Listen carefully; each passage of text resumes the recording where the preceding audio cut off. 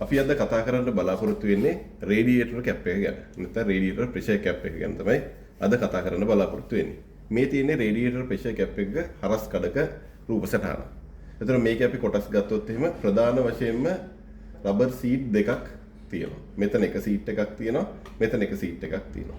ඒ වගේම තමයි මේ තියෙන කොටස තමයි රේඩියේටර් එකේ නෙක් එක. නැත්නම් රේඩියේටර් නෙක් එක. ඒ කියන්නේ රේඩියේටරේට ප්‍රෙෂර් කැප් එක සවි වෙන්නේ මෙතන. ඊගවට අපි ගත්තොත් මේ තියෙන රේඩියේටර් කැප් එකේ උඩම කවර් එක ඊගවට රේඩියේටර් කැප් එකේ තියෙනවා වැල්ස් දෙකක් ප්‍රධාන වශයෙන්. මේ වැල් එක ක්‍රියාත්මක වෙන්නේ මෙන්න මේ ස්ප්‍රින් එකේ.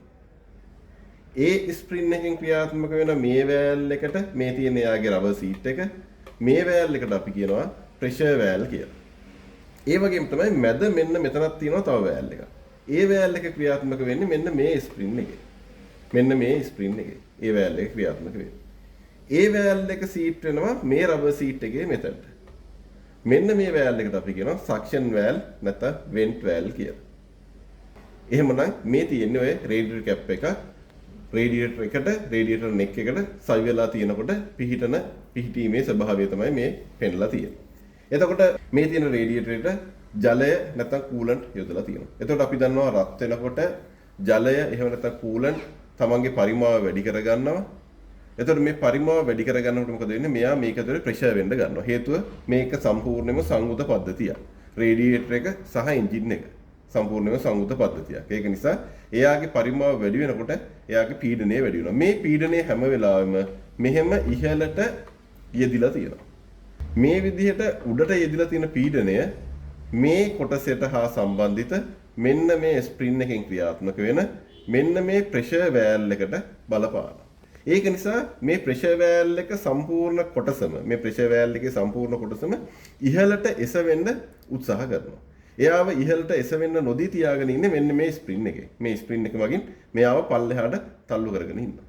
එතකොට මේ ස්ප්‍රින් එකේ පීඩනයට වඩා නැත්නම් මේ ස්ප්‍රින් එක මගින් ඇති කරනු ලබන බලයට වඩා මේ පැත්තේ පීඩනය මගින් රේඩියේටර් එකේ තියෙන කූලන්ට් එකේ එහෙම නැත්නම් ජලය මගින් ඇති කරනු ලබන පීඩනය මගින් ඉහළට ඇති කරනු ලබන බලය මේ ස්ප්‍රින් එකේ ටෙන්ෂන් එකට වඩා වැඩි වෙන හැම වෙලාවකම මේ රේඩියේටර් කැප් එක ඉහළට ඔසවගෙන ජලය එහෙම නැත්නම් කූලන්ට් එක මෙන්න මේ අතරින් මෙන්න මෙහෙම මේ අතරින් මෙන්න මෙහෙම මේ ප්‍රදේශයට එන්න ගන්නවා.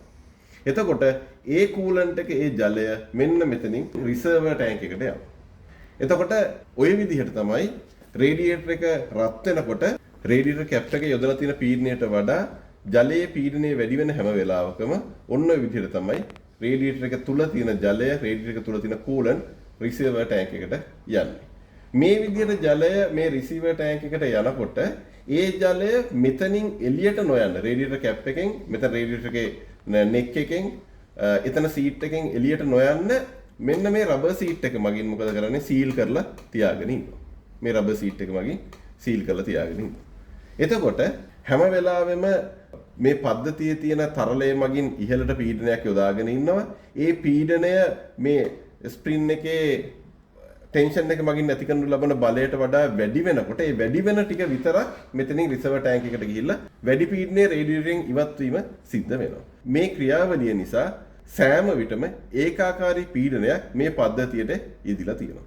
මේ කූලන්ට් මතට යෙදිලා තියෙනවා.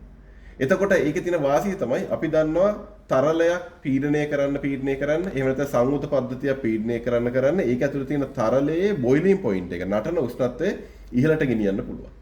ඒක නිසා මේ රේඩියේටර් එක බොයිල් කරන උෂ්ණත්වය ඉහළට ගෙන යාමේ හැකියාව මේ රේඩියේටර් කැප් එක මේ විදිහට යෙදීම නිසා හැකි වෙලා තියෙනවා. ඒ වගේම මේක ප්‍රමාණය ඉක්මවා වැඩි වෙනකොට වැඩි පීඩනය පාලනය කිරීම සඳහා අර අපි කලින් කිව්වා වගේ ඒ කූලන්ට් එක නැත්නම් ඒ තරලය මේ හරහා මෙහෙමම රිසීවර් ටැංක් එකට යාමේ හැකියාව ලබා දීලා තියෙනවා.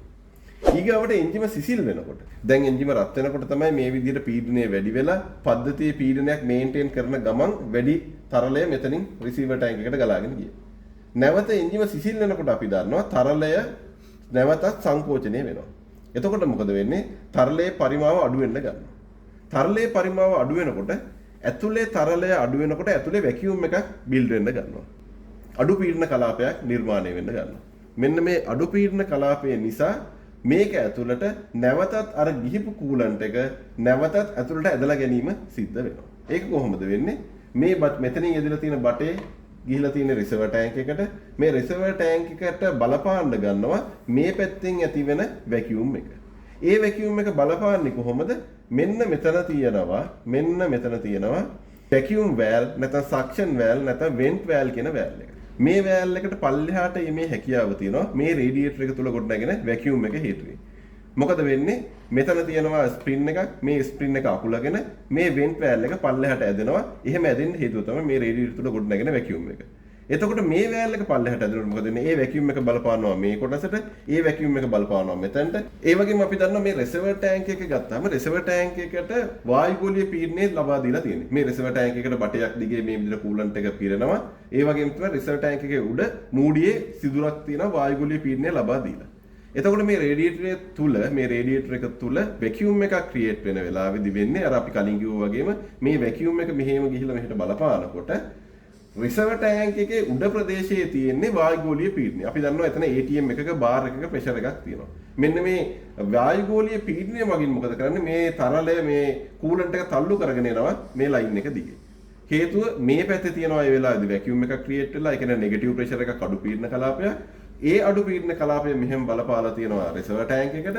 රිසර්වර් ටැංක් එකේ තරලයට ඒ අඩු පීඩන කලාපය බලපාලා තියෙද්දි ඒ තරලයේ ඉහළ තියෙනවා වායුගෝලීය වාත පීඩනය. ඒ කියන්නේ ATM එකක බාර් එකක ප්‍රෙෂර් එකක්. ඒතර ඒ ප්‍රෙෂර් එකේ ප්‍රෙෂර් එක මගින් තල්ලු කිරීමත් මේ පැත්තේ වැකියුම් එක මගින් ඇදීමත් කියන එහෙම නැත්නම් එතන ඇතිවෙන ප්‍රෙෂර් ඩිෆරන්ස් එක හේතු කරගෙන තමයි මේ රිසර්වර් ටැංක් එකේ තියෙන කූලන්ට් එක තරලය මේ හරහා මෙන්න මේ විදිහට රේඩියේටර් එක ඇතුළට ගලා එම සිද්ධ වෙන්නේ.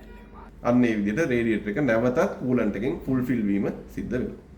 ඔන්න ඔය විදිහට තමයි පද්ධතියේ පීඩනය පවත්වා ගන්න ගමම්ම වැඩි කූලන්ට් ටික රිසර්වර් ටැංක් එකට යන්නේ සහ නැවත පද්ධතිය සිසිල් වෙනකොට රිසර්වර් ටැංක් එකේ තියෙන කූලන්ට් එක නැවතත් රේඩියේටර් ෆිල් වෙන්නේ.